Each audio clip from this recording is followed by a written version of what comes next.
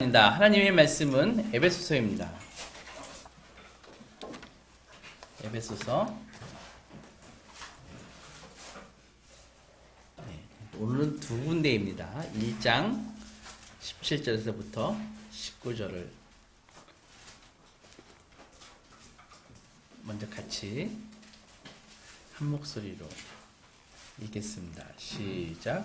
우리 주 예수 그리스도의 하나님 영광의 아버지께서 지혜와 계시의 영을 너희에게 주사 하나님을 알게 하시고 너희 마음의 눈을 밝히사 그의 부르심의 소망이 무엇이며 성도 안에서 그 기업의 영광의 풍성함이 무엇이며 그의 힘의 위력으로 역사하심을 따라 믿는 우리에게 베푸신 능력이 지극히 크심이 어떠한 것을 너희로 알게 하시기를 구하노라. 아멘. 3장 16절로 읽겠습니다. 시작. 그의 영광의 풍성함을 따라 그의 성령으로 말미암아 너희 속사람을 능력으로 강건하게 하시오며 믿음으로 말미암아 그리스도께서 너희 마음에 계시게 하시옵고 너희가 사랑 가운데 뿌리가 박히고 터가 굳어져서 능히 모든 성도와 함께 지식에 넘치는 그리스도의 사랑을 알고 그 너비와 길이와 높이와 깊이가 어떠함을 깨달아 하나님의 모든 충만하신 것으로 너희에게 충만하게 하려 하시기를 구하노라. 아멘.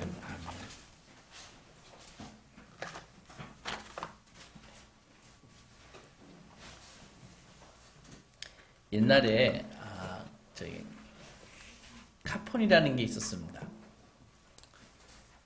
유선 전화가 대부분이고 카폰이라는 게 처음 나왔는데 정말 신기했습니다. 큰 기업의 사장님이 큰 승용차에 딱 이렇게 뒷자리에 딱 이렇게 손잡이 있는데 전화가 있었습니다.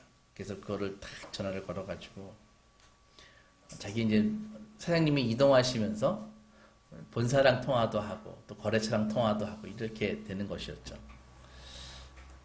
참 신기했습니다. 어떻게 선도 없었는데 유선전화만 있었을 때니까 선도 없었는데 어떻게 저게 전화가 될까? 지금은 정말 흔한 일상이지만 그때는 신기했습니다. 그리고 얼마 있다가 모토로라에서 휴대폰이 나왔습니다. 휴대폰이 나왔는데 정말 벽돌만한 휴대폰이 나오고 좀 이따가 바로 벽돌 반쪽만한 휴대폰이 나왔습니다. 저도 사실 업무에 그 전화가 그렇게 필요한 것은 아니었지만은 그래도 사서 썼습니다. 그래서 전철 안에서 딱 신호음이 따르릉 울리면은 가방에서 탁 꺼내가지고 사람들이 더 쳐다보는 것이죠. 그리고 다소 잘난 척하는 그런 표정으로 목소리를 크게 해가지고 마치 큰 사업이나 하는 사람인 것처럼 그렇게 전화를 받곤 했었습니다. 사장님, 걱정하지 마세요. 제가 다 해결하겠습니다. 그리고 전화해주는 사람도 별로 없어서 마음속으로서는 누가 나에게 전화 좀 안 해주나 그런 생각도 들었습니다. 그때 쓴 그 휴대폰을 지금 갖고 와서 쓰면 휴대폰이 될까요? 안 될까요? 안 되죠. 왜냐하면은 그때는 아날로그 방식의 휴대폰이고 지금은 디지털 방식의 우리나라에는 LTE나 5G 기지국이 깔려있기 때문에 될 수가 없죠. 서로 통신 규격, 프로토콜이라 그러는데 통신 규격이 다르기 때문에 안 되는 것입니다. 인간은 언제부터 기도했을까요? 기도의 역사는 정말 천지 창조 때로부터 올라갑니다. 그래서 하나님께서 인간을 창조하시고 생기를 부으시고 그리고 생명으로 만드셨다는 바의 의미는 이런 것입니다. 하나님과 통신할 수 있는 통신 모듈을 사람 속에 집어넣어 주셨다. 바로 그런 의미인 것입니다. 그래서 죄를 짓기 전에 인간은요, 하나님과 어떠한 방해 없이 완벽하게 통신할 수 있었습니다. 그래서 하나님과 통신할 수 있는 규격이 인간 속에 완전하게 구축이 돼 있었기 때문입니다. 그래서 그런데 선악과를 따먹고 하나님에게 아직 벌을 받기 전에 아담과 하와가 하나님과 한번 이렇게 얘기하는 것을 한번 생각해 보십시오. 그때까지 그들은 하나님과 어떠한 장애 없이 통신할 수 있었습니다. 그래서 그들의 대화는 거의 실시간으로 하나님과 왔다 갔다 할 정도였죠. 그리고 죄를 지은 후에는 어떻게 됐습니까? 현저하게 하나님과의 접속은 완전히 끊어져 버린 것이죠. 죄로 인해서 복구가 거의 불가능할 정도로 영혼에 심겨진 인간의 그 하나님과 통신할 수 있는 이 통신 모듈은 파괴되어 버렸습니다.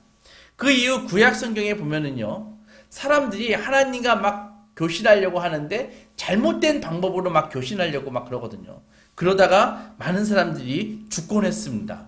심지어는 제사장이라 할지라도 하나님께 제대로 자기의 죄를 속죄하지 아니하고 지성소에 들어갔다가는 죽게 되었습니다. 그리고 신약 시대인 지금에 하나님과 대화할 수 있는 이 기도라는 도구를 주셨지만 세상의 재리와 염려에 푹 빠져버린 저 잠들어 있는 인생들에게는 거의 먹통이나 다름없습니다. 기도라는 것이요. 그리고 하나님의 말씀에 무지하고 성령의 음성에 예민하지 않고 성령의 음성을 거부하고 누르고 이렇게 사는 인생들은 기도라는 것은 거의 독백 수준입니다. 그렇게 전락해버렸죠. 마치 기도가 아주 무의미한 먹통이 된 그런 전화처럼 무용지물이 되어버린 것입니다. 그러나 여전히 하나님의 말씀은요, 기도하라 라고 명령하고 계시고 우리의 믿음의 선배들은 하나님과 대화하는 이 기도를 통해서 하나님과 대화하고, 기도는 지금도 우리가 하나님과 대화할 수 있는 가장 강력한 도구이고 성도의 특권이자 사명이기에 앞으로 몇 주간에 걸쳐서 이 황무지가 되어버린 이 돌들이 굴러다니는, 뱀들이 다니는 이 기도의 마음밭을 어떻게 기경해서 다시 기도의 열매를 아름답게 맺는 그런 옥토로 바꿀 것인가를 한번 생각해 보겠습니다. 하나님은 먼저 인간을 부르셨습니다. 아담아, 네가 어디에 있느냐? 부르셨죠. 태초에 하나님은 아담에게 대화를 시작하셨습니다. 그리고 기도는 하나님이 시작하신 대화를 계속 이어나가는 일이 바로 기도인 것이죠. 하나님은 친히 모든 인간 내면에 하나님을 아는 지식을 넣어주셨습니다. 그래서 어떻게 넣어주셨습니까? 지식을 넣어주시고 선지자들을 통해서, 말씀을 통해서 계속 메시지를 주시고 계시는 것이죠. 특히 심령마다 성령님을 보내셔가지고요, 그 성령님을 자기가 의지를 가지고 거부하지만 않는다면 하나님은 우리를 초대하시는 것이죠. 하나님의 이야기로 하나님과의 대화로 우리를 초대하시는 것입니다. 성도는 우리는 단순히 기도할 뿐입니다. 하지만 이 기도가 되게 하는 것은 절대로 단순하지 않습니다. 우선 성도는 삼위일체 하나님께 기도를 드리는 것이죠. 그렇죠? 그리고 예수 그리스도는 아버지의 보좌에 다가가는 그 중보자가 되게 되시고, 성령님께서는 성도의 내면에 거하시기에 주님을 믿고 따르는 이들은 기도를 할 수 있는 것입니다. 그래서 우리가 기도할 때는 정말 어떤 생각으로 기도하시고 계실지는 모르겠지만은 삼위 하나님께서 다 우리의 기도에 관여하고 계시는 것입니다. 기도는 절대적으로 선하시고 의로우신 분과 접속하는 것이죠. 그러니까 실질적으로 우리가 하나님의 임재를 느끼지 못하는 이유는 그만큼 우리의 마음의 밭이 지극히 세속적이기 때문입니다. 그러면은 기도에 합당한 열매를 만드는 것은 기도에 앞서서 정말 절대적으로 필요한 일임을 우리가 알 수 있는 것이죠. 그러니까 기도를 하기 전에 기도에 합당한 마음의 밭을 만드는 게 먼저라는 것입니다. 그러면은 실질적으로 기도에 필요한 이러한 영적인 자원들을 얻기 위해서 우리가 무엇을 어떻게 해야 하는가를 오늘은 한 4가지로 살펴볼 생각입니다. 첫째로, 기도를 어떻게 할까 생각하기 전에 어떤 부류의 인간이 되느냐가 중요한 것입니다. 이 세상에서 내가 엄청난 부를 누리고 복을 누리고 있다고 하더라도 스스로는요, 나는 외로운 사람이야, 이런 생각을 해야 되는 것입니다. 무슨 말인가 하면은 눈에서 이런 세속적인 비늘이 벗겨지기 전까지는 이 땅에서 누리는 제 아무리 대단한 그런 영화라도 그리스도 안에서 찾을 수 있는 영원한 행복과 평화와 위안을 주지를 못한다는 사실을 알아야 되는 것입니다. 그런 시각이 뚜렷하게 확립되어 있어야 되는 것이죠. 그래서 그렇지 않으면 기도가 막 그릇된 방향으로 가기가 십상입니다. 사람마다 소중하게 여기는 것들이 있죠. 스스로 소중하게 여기는 것들이 다 있으시죠? 그죠? 그러면은 지금 스스로 본인이 소중하게 여기는 것들의 우선순위를 한번 정해 보십시오. 우선순위를 정하는 것이 어떻게 정하는지 모르시겠다고요? 어려울 거 없습니다. 여러분들의 시간과 돈을 어디에 투자하고 있는지를 한번 생각해 보십시오. 그것이 여러분들의 우선순위를 결정하는 것입니다. 마음을 다해 사랑하는 이런 요소들이 막 엉클어져 있다 하면은, 막 뒤죽박죽 돼 있다 하면은, 예를 들어 정말 세 번째나 네 번째로 사랑해야 할 것들을 으뜸으로 먼저 사랑하고 있다면은 지금은 이 우선순위가 다 엉망이 되어버려 있다는 것을 얘기하는 것입니다. 하나님께 가장 큰 사랑을 드리는 것이 마땅하지만 주님을 막연히 의식하기만 할 뿐 실질적으로 그분의 은혜와 임재를 이 땅에서 누리는 번영과 성공과 애정과 지위와 쾌락만큼 소중하게 여기지 않을 수도 있는 건 아닙니까? 적어도 자기가 영적으로 병들어 있다는 것을 인식하고 그게 얼마나 나의 삶을 지금 뒤틀어 놓고 있는지를 깨닫지 않는다면은 기도는요, 치유의 통로가 아니라 문제가 될 뿐입니다. 그런 성도에게는 기도는 단지 약간 마음에 하지 않으면 약간 마음에 부담을 주는 그런 찜찜한 짐일 뿐입니다. 많은 성도들이 어려움을 당할 때 기도합니다. 그렇죠? 특히 병이 들거나 돈이 없을 때 기도합니다. 예를 들어서 부의 축적을, 내가 돈을 많이 버는 것을 돈을 많이 벌어야지 내가 안정감을 갖고 내가 자신감을 유지해주는 요인이다라고 생각을 하는 사람이 있다고 가정합시다. 그런 사람은 재정 상태가 심각한 위기에 처할 때마다 하나님께 부르짖고 도움을 청할 것입니다. 그렇지 않겠습니까? 그러나 그러한 간구는요, 단지 그냥 하나님 앞에서 자기의 걱정거리를 가지고 그냥 걱정하는 것입니다. 기도라고 할 수 없는 것이죠. 기도를 마치고 나면 오히려 더 초조해요. 더 불안합니다. 아무런 보탬이 되지 않죠.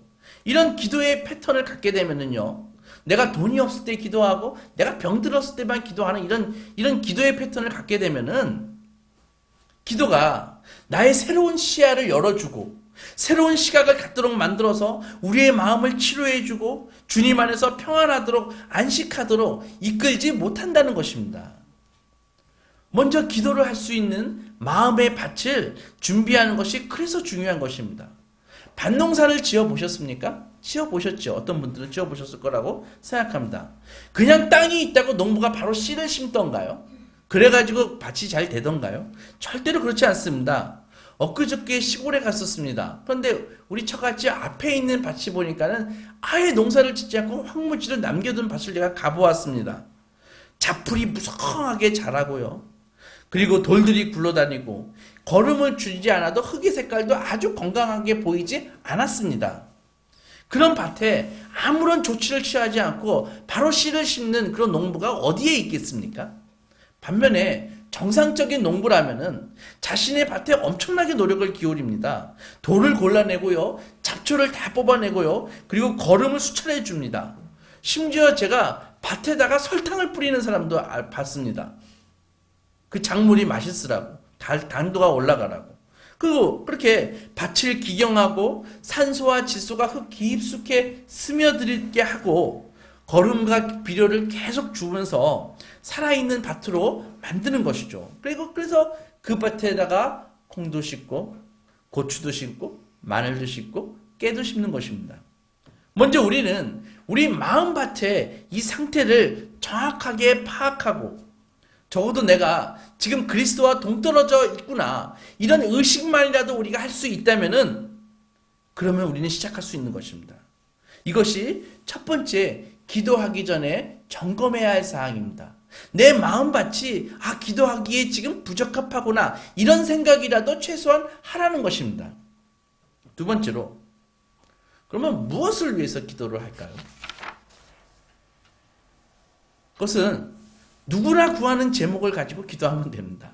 쉽게 말해서 여러분들의 행복을 위해서 기도하십시오. 좀 의외지요? 하지만은 무엇이 우리에게 행복을 주는가가 중요한 것입니다. 우리가 하나님의 말씀으로 우리의 마음 밭을 기경했다면 세상이 주는 안락함이나 보상이나 쾌락 따위가 본질적으로 이건 일시적인 기쁨을 나에게 주는 것일 뿐이다. 이런 생각을 하게 되는 것이죠. 거기에 마음을 두어봐야 그 행복감은 오래 지속되지 않는다는 것을 우리는 깨닫게 되는 것입니다. 개인적으로 아주 좋아하는 말씀이 있습니다. 시편 27편 4절 말씀인데 이런 말씀입니다. 다윗의 기도죠. 내가 여호와께 바라는 한 가지가 있다. 그것은 내가 곧 그것을 구할 것인데 곧 내가 평생에 여호와의 집에 살면서 여호와의 아름다움을 바라보며 그의 성전에서 사모하는 그것이라. 다시 한번 말씀드릴게요. 내가 평생에 여호와께 바라는 한 가지 일, 그것을 구하리니 내 평생에 여호와의 집에 살면서 여호와의 아름다움을 바라보며 그의 성전에서 사모하는 그것이다. 이것이 다윗의 기도입니다. 이것이 행복을 가져다주는 기본적인 기도입니다. 성령님의 능력에 힘입어서 허상을 걷어내고 허상을 걷어낸 심령만이 드릴 수 있는 기도인 것이죠. 혹시 하나님을 진정으로 사랑한다고 고백하신 적이 있으십니까? 우리는 하나님을 그 존재 자체로 사랑합니다. 이렇게 고백한 적이 있냐 그런 말입니다. 우리는 하나님을 사랑하기에 이웃을 사랑합니다. 기도할 때 하나님을 사랑한다고 한번 고백해 보십시오. 고백하십시오. 소리 내어서 고백하십시오. 그렇다고 해서 하나님을 알고 사랑하며 기쁘시게 해드리는 일 말고는 아무것도 구하면 안 된다. 이런 말씀을 드리는 것은 아닌 것입니다. 주기도문만 하더라도 그 밖에 많은 것들이 필요함을 우리가 알 수 있습니다. 그러나 하나님을 정말 온몸으로 사랑하고 으뜸으로 사랑하고 그분을 알고 흡족하게 해드리는 일을 삶의 가장 기쁨으로 만약에 여긴다면은 우리는 기도의 제목과 기도의 방법이 달라질 수밖에 없습니다. 아굴을 아시나요? 지혜자 아굴. 전도서의 잠언에 여러 편을 쓴 지혜자입니다. 잠언 30편을 보면은 이런 기도가 나옵니다. 그의 기도입니다. 그는 이렇게 하나님께 기도했습니다. 내가 두 가지 일을 하나님께 구하겠습니다. 내가 죽기 전에 이 기도를 드릴 텐데 반드시 거절하지 마시옵소서. 이렇게 딱 기도를 시작하죠. 그리고 기도합니다. 헛된 것과 거짓말을 내게서 멀리 하옵시며 나를 가난하게도 마옵시고 부하게도 마시옵소서. 오직 필요한 양식으로 나를 먹이시옵소서. 혹 내가 배불러서 하나님을 모른다고 할까 두렵고 혹 내가 여호와가 누구냐 할까 두려우며 혹 내가 가난하여 도둑질하고 내 하나님의 이름을 욕되게 할까 두렵습니다. 이렇게 지혜자 아굴이 잠언 30장에서 이렇게 기도를 했습니다. 실질적으로 제가 어렸을 때 교회에 많은 어른들이 이 기도를 드렸습니다. 기도를 하기 전에 이 성경 구절을 암송했습니다. 저를 부하게도 하게 마시옵고 가난하게도 하지 마시옵소서. 제가 부하게 되어 하나님을 모른다 할까 염려됩니다. 제가 가난하게 되어 혹 도둑질이라 하고 하나님의 이름을 욕되게 할까 그것이 두렵습니다. 이 기도를 그 당시 많이 드렸습니다. 저희 어머니께서도 이 구절을 먼저 암송하시고 기도하시던 모습이 저는 지금도 생생합니다. 외람되지만 여기에 계시는 교회의 어머니 아버지들은 이런 기도의 모습을 반드시 자녀들에게 보여주십시오. 신앙의 유산으로 남겨주십시오. 이런 기도를 진실되게 하고 있는 그 부모를 보면서 신앙을 떠나는 자녀들은 없습니다. 이것이 가장 강력한 신앙의 유산입니다. 참 좋은 기도 제목 아닙니까? 어떤 성도가 오 주님 직장을 주셔서 가난해지지 않게 하소서라고 기도했다고 봅시다. 어떻습니까? 이 기도 참 좋은 기도입니다. 하나님께 구할 만한 그런 기도입니다. 잘 뜯어보면은 주기도문에 우리에게 일용할 양식을 주시옵소서 그 기도하고 똑같이 맥을 같이 하는 좋은 기도 아닙니까? 기도해야죠. 하지만은 잠언 30장에 나와 있듯이 우리의 기도 제목은 이러한 동기를 다 다 검증받아야 되는 것입니다.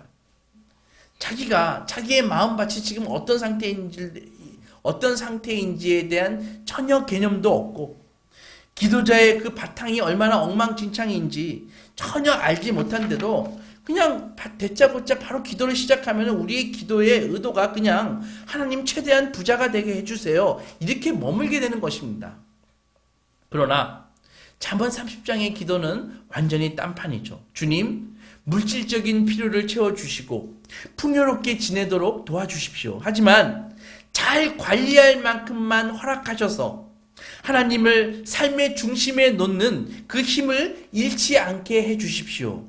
궁극적으로 필요한 것은 안락한 생활이나 지위가 아니라 바로 주님 당신이기 때문입니다. 이렇게 기도해야 되는 것이죠.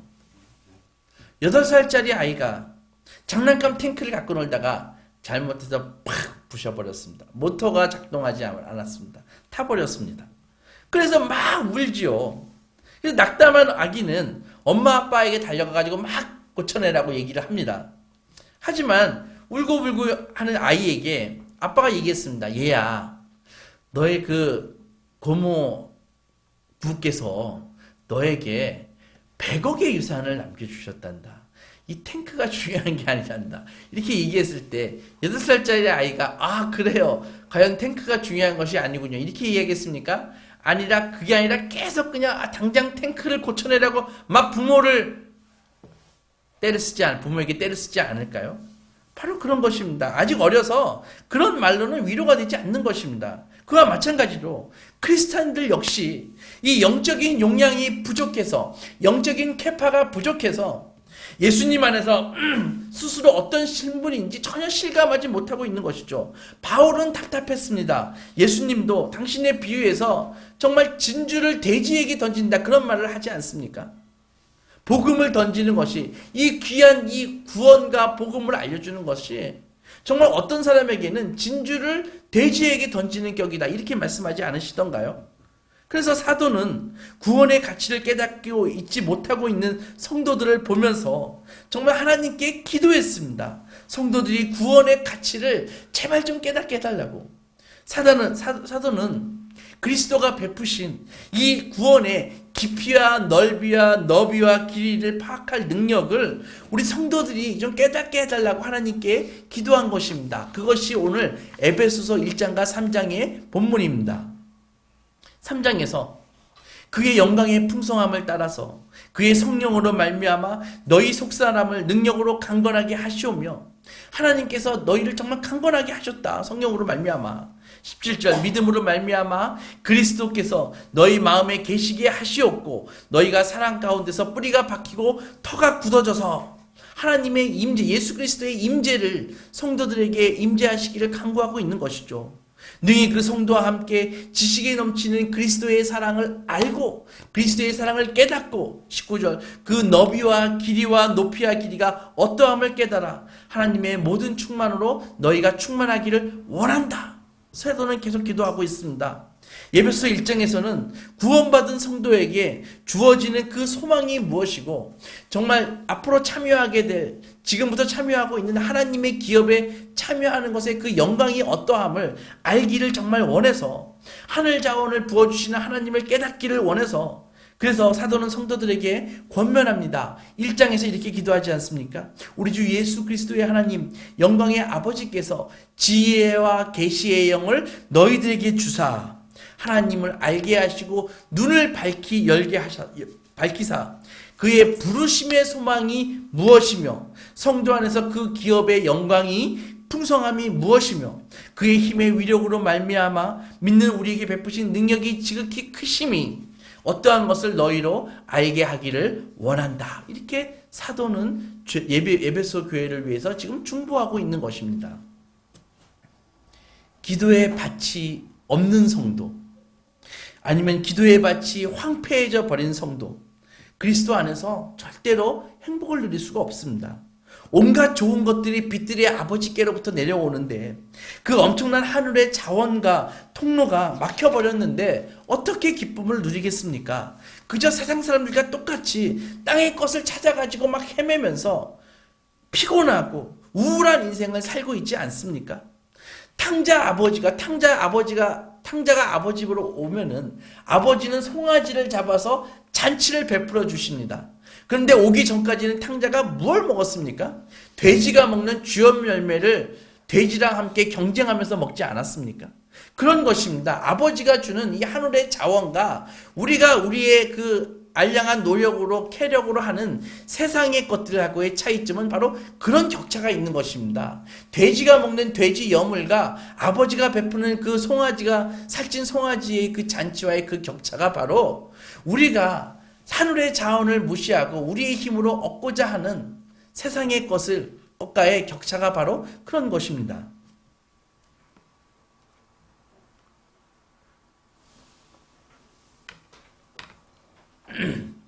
인간이 보편적으로 기쁨을 누리지 못하는 이유는 예수 안에서 소유하고 누리는 것을 알아보는 것보다 환경과 조건에서 행복을 찾으려 하기 때문입니다.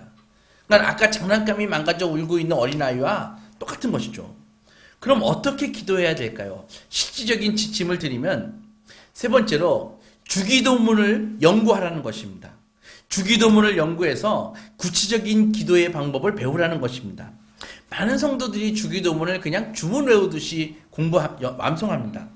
찬양과 간구에서 감사와 고백에 이르기까지 주기도문에 담긴 것들을 찬찬히 한번 뜯어보십시오. 간구의 순서와 형식을 살펴보십시오. 정말 주기도문은 정말로 훌륭한 기도의 모범 답안입니다. 주기도문을 오랫동안 꼼꼼히 짚어가며 거기에 자신의 간구를 맞추는 것입니다. 쉽게 말해서 자신의 기도를 주기도문에 검증을 받는 것입니다. 예를 들어서 돈이 필요하다라고 합시다. 재정을 하나님 앞에서 합당하게 써서 사람들을 이롭게 하려는 것이 아니라 그저 개인적인 욕심에서 하나님 아버지, 저는 빌 게이츠처럼 하는 돈을 좀 주시옵소서. 돈을 좀 펑펑 쓰면서 좀 떵떵거리면서 좀 놀면서 살고 싶습니다. 혹은 제 이름을 좀 날리게 해주세요. 힘 있는 자리에 가고 세상이 다 알아주는 인물이 되게 해주세요. 라고 기도하는 사람이 있다고 한다면 주기도문의 어떠한 부분과 그 기도가 매칭이 되겠습니까? 그렇지 않겠습니까? 매칭이 전혀 되지 않죠. 성숙한 크리스찬이라면은 그러한 기도 제목을 두고 구하는 걸 부끄럽게 여길 줄 알아야 됩니다. 항상 말씀을 드리지만은 태양이 지구를 도는 것이 아닙니다. 지구가 태양을 도는 것입니다. 하나님이 우리를 위해서 존재하시는 것이 아니라 우리가 하나님을 위해서 존재하는 존재인 것입니다. 따라서 우리의 기도는 궁극적으로 반드시 하나님의 나라와 그 의를 구하는 기도가 되어야 되는 것입니다. 마지막으로 네 번째로 우리가 삶의 고통 가운데서 기도를 드릴 수가 있습니다. 지금까지 말씀드린 이 규칙을 다 따른다고 해도 정말로 충격적인 시련을 만나게 되면은 우리가 무엇을 구해야 될지 모르게 될 가능성이 많은 것입니다. 대단히 경건한 크리스찬들이라 할지라도 정말 진짜 고통스러운 어려움에 짓눌리게 되면은 어떻게 간구해야 될지 모르게 되는 것이죠. 고난은 우리에게 큰 유익을 끼칠 수 있습니다. 하지만 고통스럽고 정말 어려울 때는 하나님께 이 시련을 좀 거두어 주시옵소서 라고 기도할 수밖에 없는 것이 우리 인간의 연약한 모습입니다. 그렇다면 우리는 어떻게 기도해야 될까요? 이 어려운 환경을 좀 제거해 달라고 기도해야 될까요? 아니면 이 어려운 환경에도 불구하고 이것을 견뎌낼 힘을 달라고 기도해야 될까요? 고민스럽지 않습니까? 어떤 것을 기도해야 될까요? 그러나 이럴 경우에 너무 걱정하지 않으셔도 됩니다. 예수님이 우리에게 본을 보여주셨습니다. 그는 겟세마네 동산에서 십자가 지시기 전에 이렇게 기도하셨습니다. 주님, 하나님, 아버지, 가능하시면 이 잔을 내게서 지나가게 하시옵소서. 그러나 내 뜻대로 마시고 아버지의 뜻대로 하시옵소서. 이렇게 주님은 자신의 소망과 순종의 기도를 동시에 주님께 올려드리면서 하나님으로부터 그 뜻을 선택하시도록 그렇게 올려주셨습니다. 그러니까 우리는 이렇게 극한 상황에서 바로 우리의 기도를 우리가 하는 것이 아니라 성령님께 기도마저도 바뀔 수 있습니다. 로마서 8장에서 이런 말씀이 있습니다. 이와 같이 성령도 우리의 연약함을 도우신다. 우리가 정말 마땅히 기도할 바를 알지 못할 때 성령께서는 탄식하시면서 긍휼히 여기시면서 우리를 위해서 친히 간구하신다. 로마서 8장에 나와 있지 않습니까? 우리 마음이 고통으로 무너져서 기도할 수 없을 때에도 성령님께서는 우리의 기도를 대신해 주시는 분이시라는 말씀이십니다. 우리는 언제나 우리의 마음을 쏟아놓는 중에도 정말 지혜로우시고 선하신 하나님께 우리의 기도를, 우리의 인도를 맡길 수 있는 복된 하나님의 자녀이심을 믿어야 할 것입니다. 사랑하는 소망교회 성도 여러분, 지난 주일 문화주일 때 우리 함께 학생들과 함께 철로 역정을 보았습니다. 한 성도가 정말 천국에 입성할 때까지 온갖 시험과 어려움 가운데서 정말 어려움을 겪지만 결국은 승리해서 천성에 이르는 그런 영화입니다. 이 과정에 성도는 온갖 유혹과 시련과 핍박과 고통을 겪게 되죠. 여러분들의 기도 생활은 지금 현주소가 어떠십니까? 무엇이 나를 기도하지 않게 만들고 있나요? 생각해 보십시오. 우리는 우리의 그 기도의 마음밭이 기도에 합당하지 않음을 깨달았다면은 즉시 개선해야 됩니다. 말씀으로 돌짝밭에 돌을 골라내고 가시와 엉겅퀴를 걷어내십시오. 순종으로 밭에 골을 내십시오. 찬양으로 걸음을 주십시오. 그리고 주님 앞에 무릎을 꿇고 손을 모으십시오. 우리의 신앙 상태는 우리가 생각하는 것보다 훨씬 심각합니다. 그것을 깨달아야 되는 것이죠. 그래서 영적인 민감성을 가져야 되는 것입니다. 그리고 예수님이 가르쳐 주신 이 주기도문에 우리들의 기도를 실으십시오. 아름답게 실리고 있습니까? 이 주기도문이라는 이 기차에 우리의 기도가 실릴 때 어떤 것이 튀어나오는 부분이 있나요? 잘라내십시오. 어떤 것이 부족하십니까? 더 채우십시오.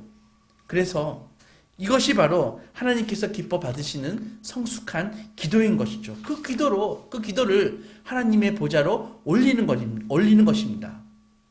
계시록에는 마지막 날에 향기가 가득한 금 대접을 네 생물과 24장로가 어린 양께 올리는 장면이 계시록에 나옵니다.